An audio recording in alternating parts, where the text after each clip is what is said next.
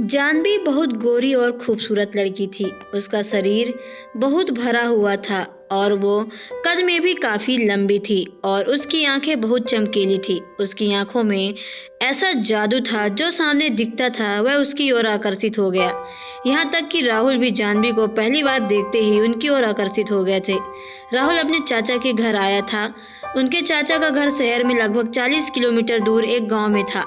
राहुल किसी बहुत होशियार लड़का था। वह अपने शब्दों में जो चाहे कर सकता था। राहुल पहले से ही खूबसूरत लड़कियों को अपने प्रेम में जाल में फंसा रहा था और उसे नौकरी का लालच देकर देह व्यापार का शिकार बनाकर लोगों के सामने रख देता था। इसी योजना के तहत उसने जानवी से दोस्ती की। एक दिन जब राहुल जानवी से मिला तो जानवी बहुत दुखी हुई। राहुल उसका चेहरा देख रहा था और बोला, क्या हुआ जानवी, आज इतनी उदास क्यों लग रही हो? जानवी कहती है, तुम सही कह रहे हो राहुल, अब मैं आगे नहीं बढ़ सकती और मेरे सपने भी पूरे नहीं होंगे। मुझे पढ़ना था और अपने पैरों पर खड़ा होना था और मेरे माता पिता को गरीबी की इस दुनिया के बाहर निकलना है। राहुल ने कहा, बस इतना ही? जानवी तुरंत कहती है, ये तो आपके लिए छोटी सी बात होगी। राहुल ने कहा कि ये छोटी बात है, तुम्हें पढ़ाई भी करनी है और काम भी करना है, आप ऐसा अब भी कर सकते हो। जानवी ने कहा, लेकिन मेरी शिक्षा अभी खत्म नहीं हुई है तो मुझे नौकरी पर कौन रखेगा? राहुल ने कहा, मैं कई सालों से शहर में एक कंपनी में काम कर रहा हूँ। मैं उनके मैनेजर के साथ मेरे अच्छे रिश्ते हैं। यदि आप चाहें तो मैं मैनेजर से बात कर सकता हूँ। जानवी ने कहा, जल्दी करो, यदि मुझे नौकरी मिल गई तो मैं सदैव आपकी आभारी रहूंगी। कुछ दिनों बाद राहुल शहर लौट गया और उसने जानवी को शहर बुलाया। राहुल उसे एक होटल में ले गया। वहां अपनी जानवी की मुलाकात एक आदमी से कराई। वह आदमी लगभग 45 वर्ष का था। वह आदमी जानवी को देखता रह गया और फिर से कमरे में पड़ी कुर्सियों में से एक पर बैठने को इशारा किया। जानवी ने राहुल की तरफ देखा और फिर कुर्सी पर बैठने गई। राहुल कहते हैं कि तुम थोड़ी देर बात करो, मैं कुछ मिनट में आता हूँ। यह कहकर वह तेजी से वहां से चला गया। जानवी ने कुछ कहने का मौका ही नहीं दिया, इसलिए जानवी थोड़ा डर गई, लेकिन खुद को संभालते हुए उसने मैनेजर की तरफ देखा। मैनेजर अब भी उसे घूर रहा था। जानवी ने उसे अपने प्रमाण पत्र दिखाया। कुछ देर बाद वह सर्टिफिकेट देखने का नाटक करता रहा और फिर कहा कि तुम्हारी शिक्षा बहुत ही कम है। इतनी कम पढ़ी लिखी लड़कियों के लिए नौकरी पाना थोड़ा मुश्किल होता है। जानवी ने कहा कि राहुल कहता था कि इस योग्यता में मुझे यहाँ नौकरी मिलेगी। उस आदमी ने कहा, ठीक है, राहुल के कहने पर मैं तुम्हें अपनी कंपनी में नौकरी दे दूंगा, लेकिन बदले में तुम मुझे क्या दोगे? ये कहते उसने अपनी नजरें जानवी के बदन पर गड़ा दी। जानवी घबरा गई और बोली कि मैं तुम्हें क्या दे सकती हूँ? उस आदमी ने कहा, अगर तुम चाहो तो दे सकते हो। जानवी, क्या मुझे दोबारा पूछना चाहिए? तो पहले आदमी ने कहा कि आप मुझे अपनी ये खूबसूरत जवानी दे सकते हो। जानवी गुस्से में कहती है कि आप ये कैसी बात कर रहे हो? यहाँ मैं ऐसा कुछ करने नहीं आई हूँ। इतना कहकर वह अपनी कुर्सी से उठ गई और कहा कि मैं यहाँ काम करने आई हूँ, मैं अपने शरीर का व्यापार करने नहीं आई हूँ। मैनेजर ने कहा कि तुम्हें नौकरी तो मिल जाएगी, लेकिन बदले में मुझे तुम्हारा खूबसूरत शरीर चाहिए। यह कहते हुए अपने बिस्तर पर उठा और जानवी की ओर चलने लगा। जैसे ही वह उसके पास पहुंचा, उसने अपना हाथ जानवी के कंधे पर रख दिया। ये सब देखकर जानवी बहुत डर गई। जानवी ने कहा कि मुझे नौकरी तो चाहिए, लेकिन शरीर के बदले नहीं। यह कहकर वह दरवाजे की ओर भागी। उसने दरवाजा खोलने की कोशिश की, लेकिन दरवाजा बाहर से बंद था। जानवी ने बहुत कोशिश की, लेकिन दरवाजा नहीं खुला। उसने फिर से उस मैनेजर की तरफ देखा। मैनेजर ने कहा कि यह दरवाजा तभी खुलेगा जब मैं चाहूंगा, और उन्होंने जानवी को एक कातिल मुस्कान दी और कहा कि मेरी इच्छा की तभी पूरी होगी जब तुम मुझे खुश करोगी। मैनेजर की मनसा देखकर जानवी अंदर तक हिलने लगी और डरते हुए कहा कि मैं ऐसी लड़की नहीं हूँ जैसा तुम समझ रहे हो। मैं एक गरीब परिवार से हूँ, लेकिन मैं अपनी गरिमा से समझौता नहीं कर सकती।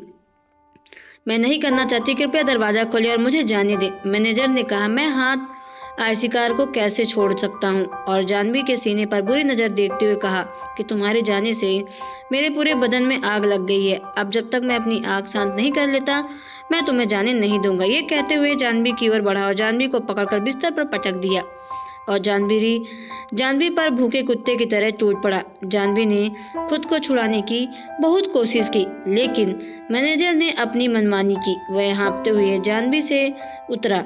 जानवी उसे गुस्से से देख रही थी और कहा कि इसने मेरी जिंदगी बर्बाद कर दी, लेकिन याद रखना, मैं तुम्हें छोड़ूंगी नहीं।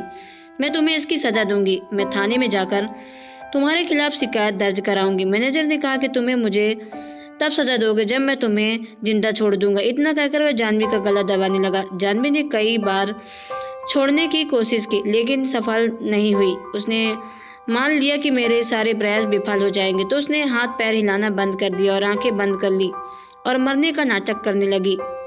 मैनेजर को पता चलता है कि जानवी मर चुकी। वह बहुत डर गया था और घबरा गया था। वह कुर्सी पर बैठा आभा की लाश को देख रहा था। कुछ मिनट बाद कमरे का दरवाजा खुला और राहुल कमरे में दाखिल हुआ। जब वह अंदर आया तो उसके मुंह से चीख निकल गई और कहा, तुमने ये क्या किया?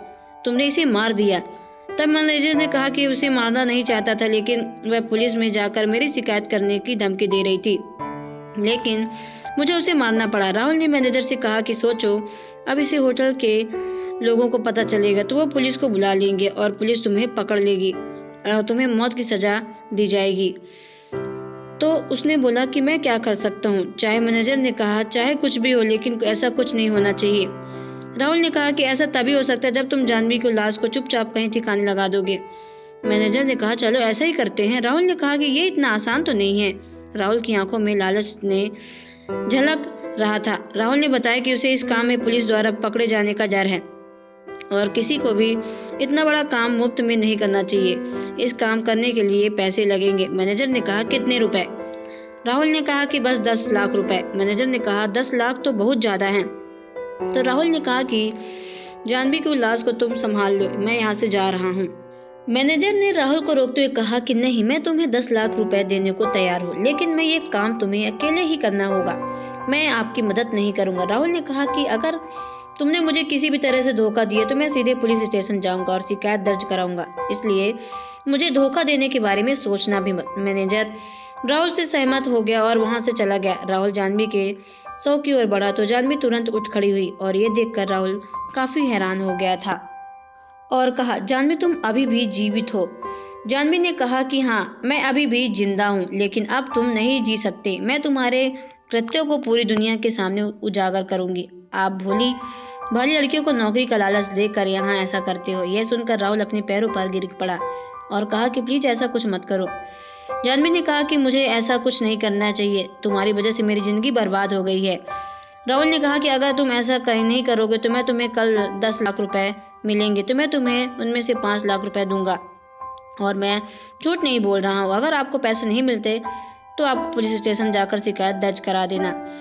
जानवी के मन में भी पैसों के मोह का जाग उठा। वह यहाँ सिर्फ पैसों के लिए ही तो काम करने आई थी, इसलिए उन्होंने राहुल को 1 दिन का समय दिया। अगले दिन वह 5 लाख रुपए लेकर जानवी के सामने बताया, सही सब दोबारा करने के लिए मैं तुम्हें हंसने लगी और राहुल ने भी मुस्कुराते हुए कहा कि मेरे पास इस तरह बहुत सारे बकरे हैं। तो दोस्तों, आपको ये स्टोरी कैसी लगी कमेंट बॉक्स में जरूर बताएं। अगर आप हमारे चैनल पर नए हैं तो चैनल को सब्सक्राइब करके बेल आइकन को प्रेस कर लें ताकि आने वाली सभी वीडियो का नोटिफिकेशन आपके मोबाइल पर सबसे पहले पहुंचे, क्योंकि मैं ऐसे ही वीडियो आप लोगों तक लाती रहती हूँ। तो चलिए मिलते हैं नेक्स्ट वीडियो पे। Okay bye, take care. तब तक के लिए आप लोगों को तहे दिल से शुक्रिया, धन्यवाद।